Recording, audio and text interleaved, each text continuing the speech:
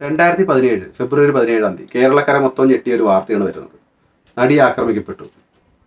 അതിൽ പ്രതിനായകനായി വന്നത് ജനപ്രിയ നായകനായിട്ട് നമ്മുടെ ദിലീപായിരുന്നു. 2017 തൊട്ട് 2025 വരെ ഏകദേശം 7.5 വർഷം.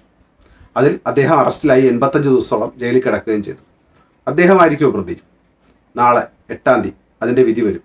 നമുക്ക് എന്താണ് സംഭവിച്ചതെന്ന് നോക്കിയാലോ. 8ാമത്തെ പ്രതിയായാണ് ദിലീപിനെ ഇതിൽ കൂട്ടിച്ചേർത്തിരിക്കുന്നത്. ഗൂഢാലോചന, കൊട്ടേഷന് രൂപകൽപ്പന ചെയ്യുക, ഗൂഢാലോചന ചെയ്യുക, ഇതൊക്കെയാണ് അദ്ദേഹത്തിൻ്റെ മേലുള്ള കുറ്റം. 85 ദിവസം അദ്ദേഹം ജയിലിൽ കിടക്കുകയും ചെയ്തു. ഇനി അതിൻ്റെ വിചാരണ നടക്കുകയാണ്. ദിലീപ് കുറ്റവാളിയായിരിക്കും അല്ലയോ നമുക്കറിയില്ല. നാളെ അതിൻ്റെ വിധി വരും. പക്ഷേ മറ്റുള്ളവരിൽ നിന്നും ദിലീപിനെ വ്യത്യസ്തനാക്കുന്ന ദിലീപ് ഈ കേസിൽ നിന്നും ഒരിക്കലും ഓടി ഒളിച്ചിട്ടില്ല. ദിലീപ് നിരന്തരം വാദിക്കുന്ന ഞാൻ തെറ്റുകാരനല്ല എന്നുള്ള വാദത്തിന് വേണ്ടി മാത്രമാണ്. നമ്മളെല്ലാവരും ഇരക്കൊപ്പം തന്നെയാണ്. കാരണം ആ പെൺകുട്ടി ആ വാനിൽ വെച്ച് അനുഭവിച്ചത് വളരെ ഒരു വീട്ടിലെ ഒരു പെൺകുട്ടിക്ക് നടക്കാൻ പാടില്ലാത്തൊരു കാര്യം തന്നെയാണ്.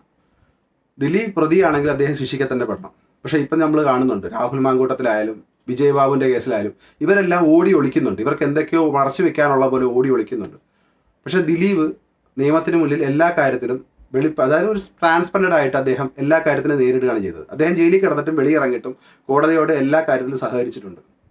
എല്ലാ മനുഷ്യരും അല്ലെങ്കിൽ എല്ലാവർക്കും വേണ്ടിയും ഈ കേസുകൾ വരുമ്പോൾ നമ്മളെല്ലാം ഓടി ഒളിക്കുകയല്ല ചെയ്യേണ്ടത്. അതിനെ നേരിടണം. കാരണം നമ്മൾ തെറ്റ് ചെയ്തിട്ടില്ലെങ്കിൽ അതിനെ ഫൈറ്റ് ചെയ്യണം. ദിലീപിനെ പോലെ തന്നെ ഫൈറ്റ് ചെയ്യണം. ദിലീപ് തെറ്റ് ചെയ്തിട്ടുണ്ട് എന്ന് നാളെ വിധി വരുവാണെങ്കിൽ അദ്ദേഹം ശിക്ഷിക്കപ്പെടട്ടെ. അദ്ദേഹം തെറ്റ് ചെയ്തിട്ടില്ലെങ്കിൽ ജനപ്രിയനായിട്ട് തന്നെ അദ്ദേഹം തിരിച്ചു വരട്ടെ.